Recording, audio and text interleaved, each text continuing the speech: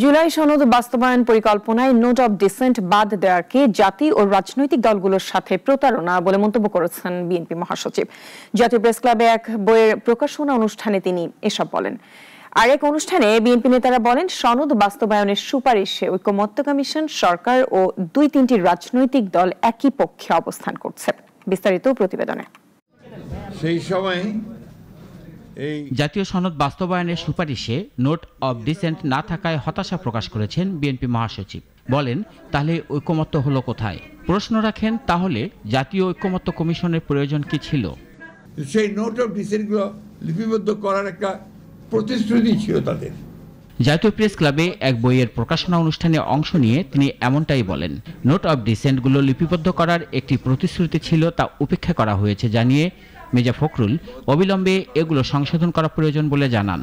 এই ঐকমত্য কমিশন, এটা আমি বলবো যে জনগণের সঙ্গে এটা একটা প্রতারণা, রাজনৈতিক দলগুলোর সঙ্গে এটা প্রতারণা, এবং এটা অবিলম্বে এই বিষয়গুলো যদি আপনার একটা ব্যাখ্যা বলেছেন সাকি সাহেব, আমি বলি যে এগুলো আপনার সংশোধন করা প্রয়োজন বলে আমি মনে করি। প্রধান উপদেষ্টার উদ্দেশ্যে বিএনপির এই নেতা বলেন, সংস্কার বিষয়ে রাজনৈতিক দলগুলো যেসব বিষয়ে একমত ও দ্বিমত হয়েছে তা নিয়েই অবিলম্বে নির্বাচন দিতে হবে।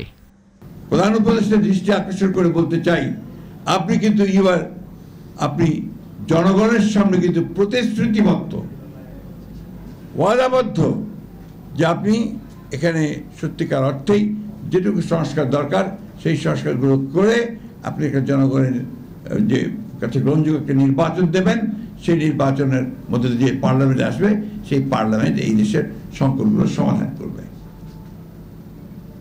সুতরাং আজকে যদি এর থেকে কোনো ব্যত্যয় ঘটে, এর থেকে বাইরে যদি যান, তার দায় দায়িত্ব সম্পূর্ণ আপনাকেই বহন করতে হবে।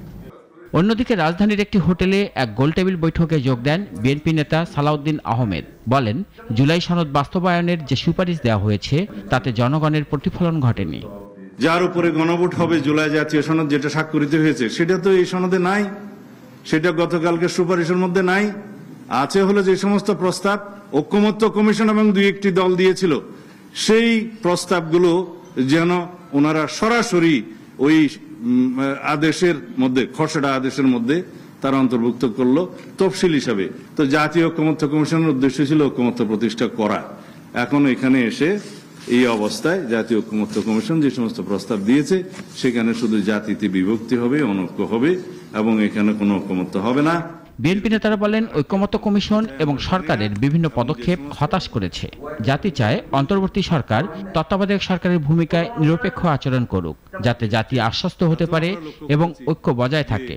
উদ্দেশ্যমূলকভাবে নির্বাচন সংস্কার। রাশেদুল কাদির, নাগরিক, ঢাকা।